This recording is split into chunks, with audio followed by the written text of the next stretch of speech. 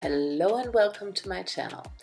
Yesterday I showed you how to make lemon bars, and for that I only needed half of the cake, and so I divided this cake in 2 equal parts. Today I'm going to show you what I did with the other half. For those of you who haven't seen the clip of the lemon bar cake yet, I put up a link at the end of this clip where you can watch the recipe and how I did make the cake. So let's get started, and I'm going to show you of how I filled the second half of the cake. For the strawberry cream cheese filling, I made a puree of strawberries, lemon juice and jam sugar. Once the puree is done, I set it aside and continue with the cream. For the cream, I needed quark, cream cheese, whipped cream, powdered sugar, and for the flavor, some lemon juice. You could also flavor the cream with vanilla extract, which complements the taste of strawberries as well. So the flavoring is totally up to you. What is your personal preference and favorite?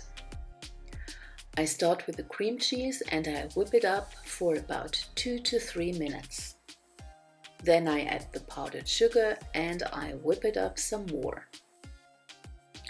It shouldn't take long until the cream is nice and smooth, and then I add the lemon juice and the quark. Quark is a sour milk product which is well known as farmer's cheese, cottage cheese, dry curd cheese or pot cheese, and I like to use it because it has a lower fat content than cream cheese, and that's why I like to combine it with the cream cheese. Then I gradually pour in the cold whipped cream, and while the quark and the cream cheese had room temperature, I kept the whipped cream cold out of the fridge.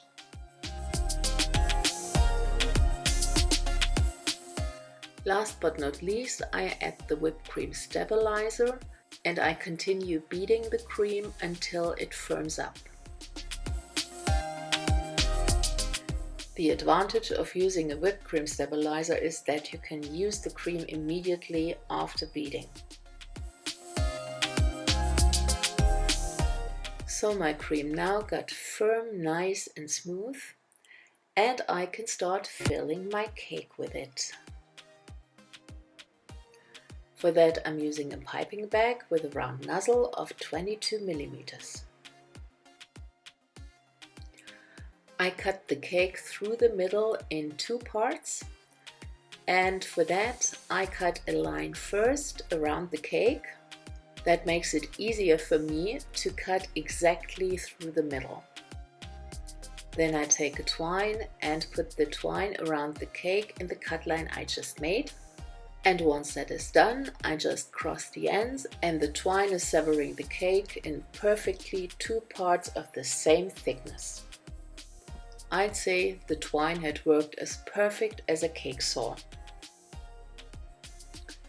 So I take off the upper half with a cake board, and now I can start filling the cake with my piping bag. The reason why I use a piping bag in the first place is because I wanted to make it a naked cake. And for that, with a piping bag, I have the most control over how much cream I spread onto each cake layer and to make the edges look nice.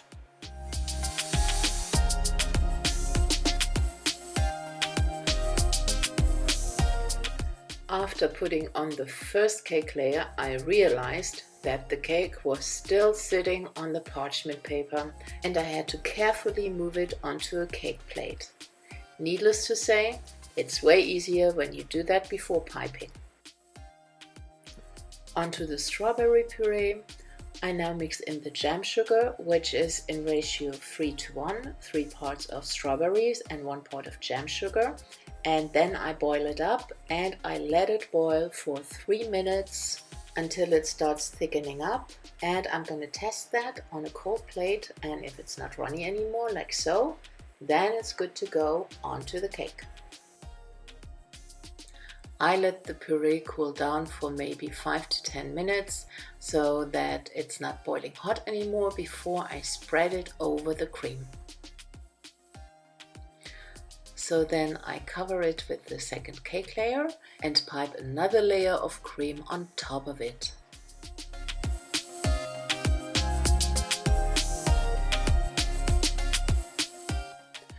I want the top layer to be smoothed out so that I can put on some decoration.